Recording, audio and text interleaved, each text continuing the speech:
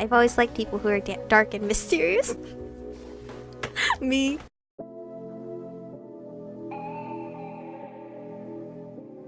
We're born in the moonlight. Ain't no fair to say.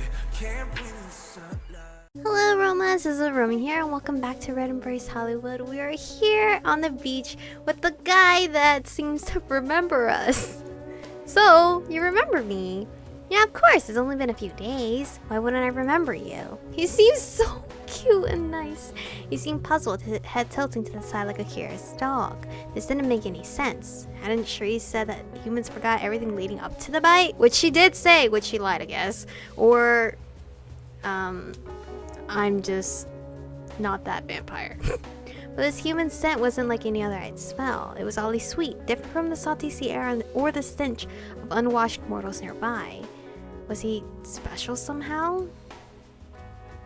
Oh, I should probably introduce myself, huh? My name's David. I work with this photo crew, part of a tabloid my dad owns. So you remember me biting you? This is awkward. This is really awkward. He gestured towards the group in the distance, looking slightly embarrassed. So of course he's gonna think vampires are real. I fucking bit him. I convinced him to come out here at night to look for you actually. Shit. Awkward. Fuck. To look for me, but you're not here for revenge, are you?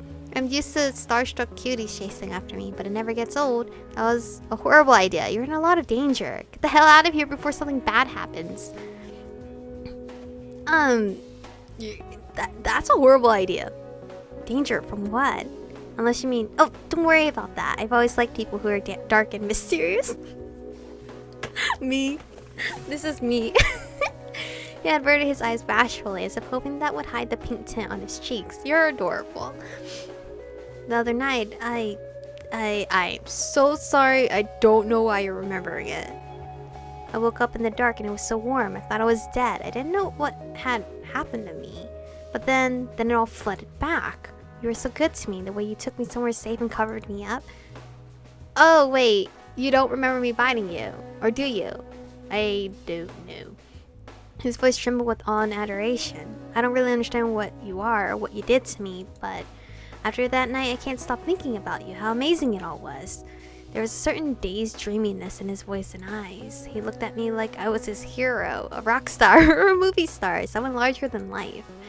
Are you saying you want me to do it again? David, go home and forget any of this ever happened. You got some serious issues, you know that? What the fuck? David, go home and forget any of this ever happened?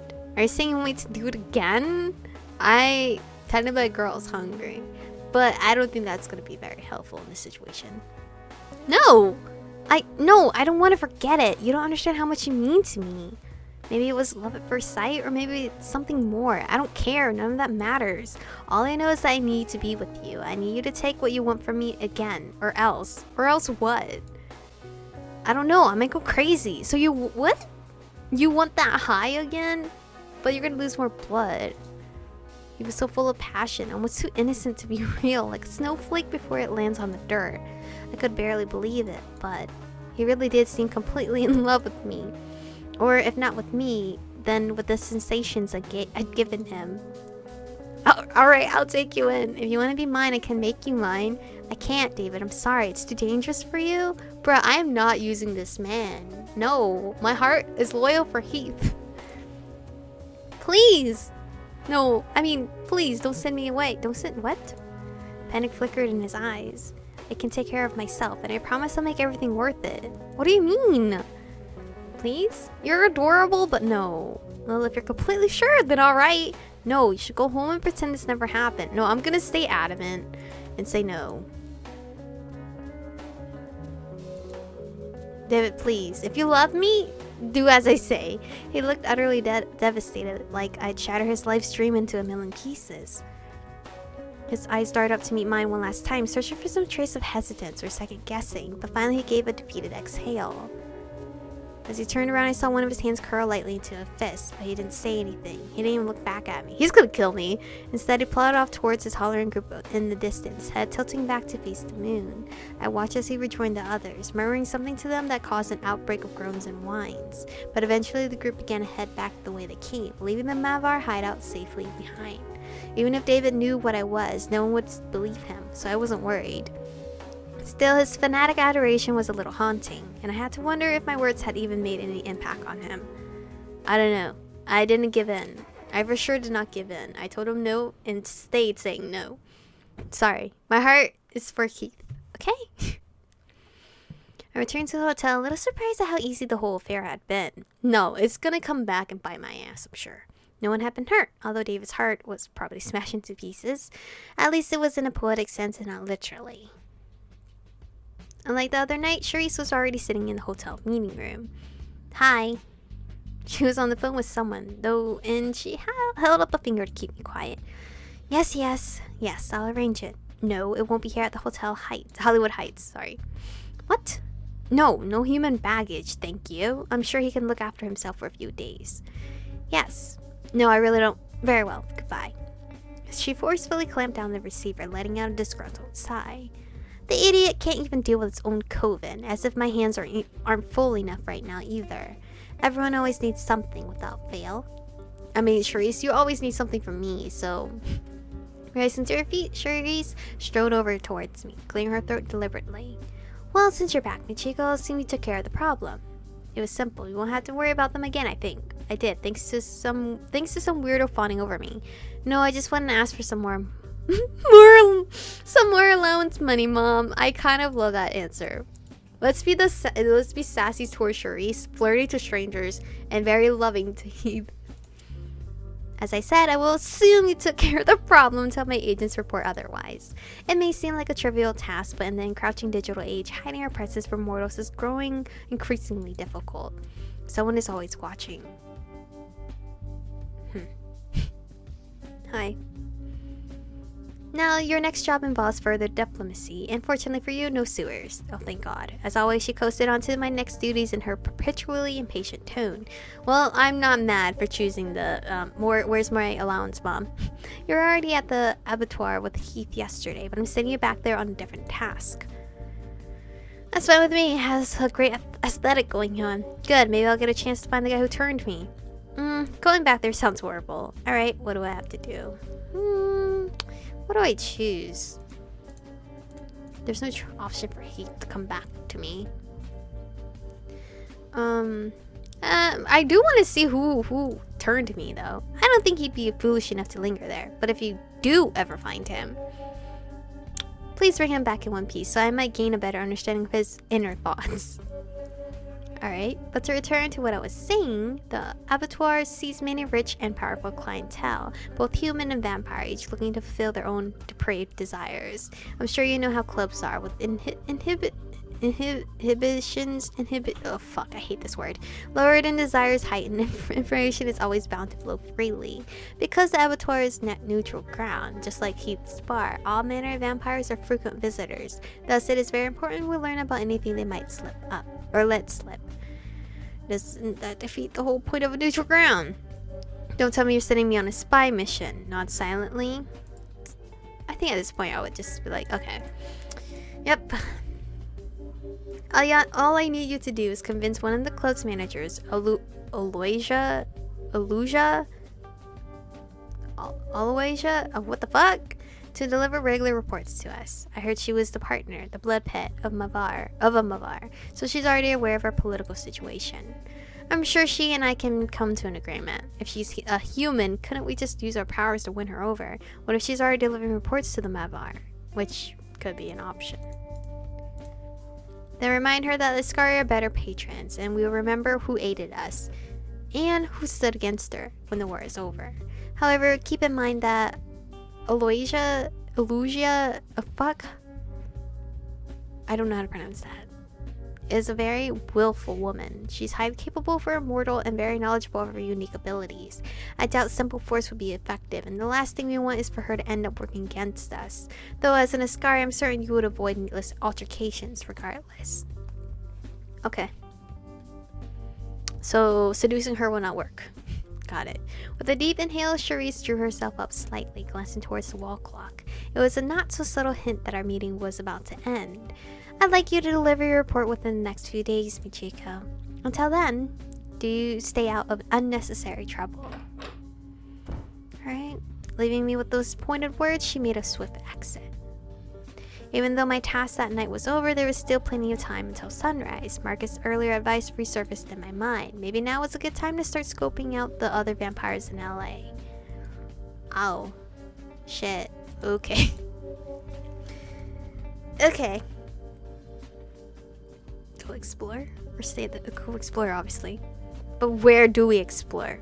I love Heath. I want to go for Heath. But Marcus did tell us that we should technically talk to other people. I slept out of the hotel and into the cool night air. There were a few places I could visit tonight.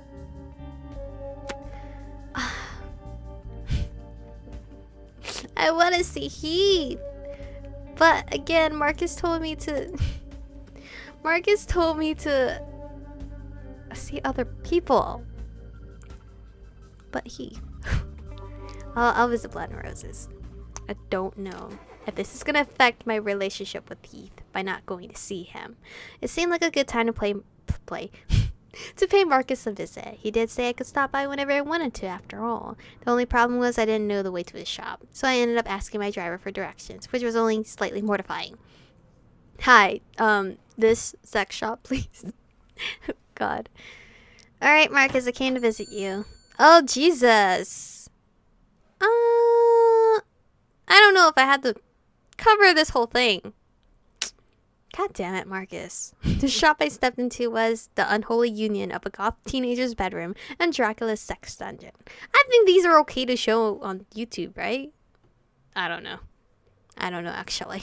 My eyes were attacked with an obscene amount of red velvet, gaudy lighting, and faux Victorian furniture. But that wasn't the most striking part. That honor belonged to the whips, chains, and shockingly large accessories on displays. I mean, it's not showing anything too, like, sexual.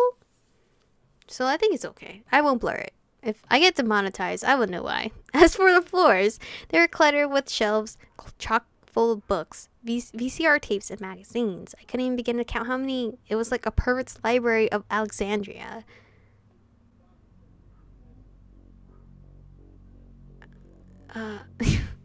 I think I might have to blur that little transition scene though, because I saw something that might be demonetized as well.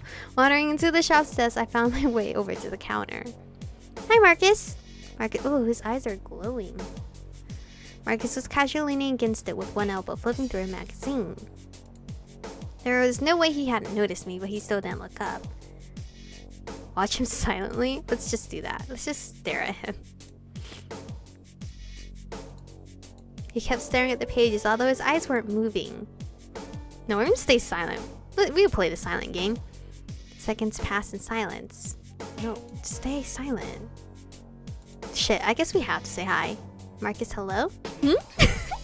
Marcus finally lifted his head, giving me a curious look that soon morphed into a smile. Chico, I wasn't expecting you tonight. You were? I was? Wait, he said he was. Well, you know, I don't like to disappoint. That sounds a little obvious. You were, why? He knew. He knew we would listen to his advice. Well, you know, I don't like to disappoint. Why, you should disappoint people a little now and then, just to keep them on their toes. He rubbed a thumb along the magazine's cover, chuckling to himself. Well, business is rather slow, as you can see. Is there anything I can do for you? Perhaps a particular topic you wanted to discuss. I have many ears, and all of them are yours in this very moment. I have a question about you. What made you decide to run a sex shop? How old are you exactly? Are you allied with any of the leaders? So why do you wear those sunglasses? Or can I ask all these questions, or you can tell me no? Why are you running a sex shop? My reasoning is rather simple. The more sordid and visceral something is, the more society and its morals label it as taboo, the more it fascinates the repressed masses. Turn on TV or read the news and see for yourself. Rock and roll, Kennedy's assassination tape, the Manson murders, Dracula, Kurt Cobain, the crucifixion, most famously. He gestures towards the television screen above the counter, its pictures silently buzzing with static. Nothing. It's more tantalizing than the natural instincts we're made to feel guilty for. Sex, violence, power. Myself, I find sexuality to be the most interesting and easily exploitable of mankind's desires. And so I set up my charming little shop, which serves the dual purpose of providing modest income, while also constructing a psychological exhibit for me to study. It's also quite amusing to force the city leaders into visiting me here. Nobody can naturally hide mighty among a sea of phalluses. Fallacy. My god, what a missed opportunity! Okay. It's kind of silly. Do you know vampire physiology works? Wait, what? What the fuck is that? Ah yes, the most lurid of questions that everybody's simply dying to know. Marcus let out a gentle sigh. We can replicate most of the human body biology without too much effort, but it is not a subconscious affair, like breathing was as a mortal. Producing arousal usually requires wait, what is going on? Concentration or mental attunement, the subject willing their blood to flow downwards. Blushing is also possible, in fact, but what kind of pathetically cutesy creature would choose to blush on purpose? It's... It loses the entirety of its charm, so you'll almost never find a vampire so shamelessly pretentious. Though I suppose there are exceptions. Okay. Why do you wear those sunglasses? They're to make people feel smart when they so cleverly pick up on the irony. After all, a simple fashion statement would just be too incongruous with my elusive nature. Next question. What are you exactly? Well, as a man of the past, the present, and the future, that question is a mighty difficult one. Let's just do away with the bothersome numbers and say I am however old you believe me to be. Why are you always so cryptic? You could just give me a straight answer.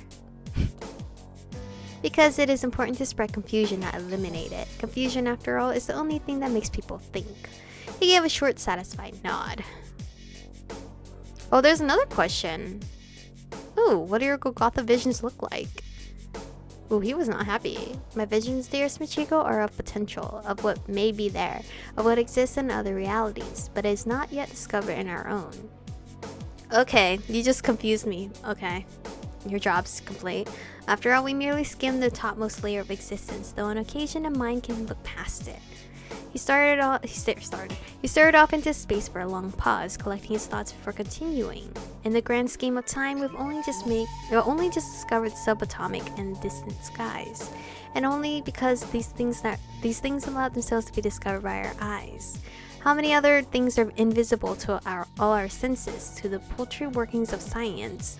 How many things exist beyond our clumsy, self-important ideas of the metaphysical ghosts and deities bored enough to obsess over our tiny selves? How many things are out there that we just cannot comprehend? A lot. In the centuries to come, we'll look back on ourselves like we have, time and time again, and smile at our quaint ideas. Smile at the idea of religion like we now smile at little children. Smile at gravity like we now smile at those who thought the world flat. Smile at simple morality like we now smile at apes. Okay, well, you probably offended so many people with that one little sentence. Marcus let out a faint chuckle, but it sounded more wistful than mocking. My vision allows me to see these alternate futures laid upon our own, and it's always quite distressing. Good and evil weren't always what they are now, nor will they be the same in 100 years. Thus it seems folly to me, as the man for all ages, to chain myself to some moral rock of the century. We'll look back on the atrocities of earlier days and say, times were different then. But I desire to look from the future to the present, to see what we will one day consider primitive and backwards thinking. These outdated ideas will carry past their lifetime. What are your own morals then? Oh shit, I'm way over time, Mark. Jeez, taking up my time, Marcus. I'm sorry, I called him Mark. He's Mark now. But anyway, this is where we're gonna end today's episode off. We're actually learning more about Marcus, so I don't know if this is a good thing for us, but really bummed out because I really wanted to learn about Heath. But we're gonna learn a little bit about Marcus. If they give us another free time, we'll go see Randall. Another free time, we'll go see Heath. So thank you guys for watching today's episode. Stay beautiful, and I'll see you guys in the next one.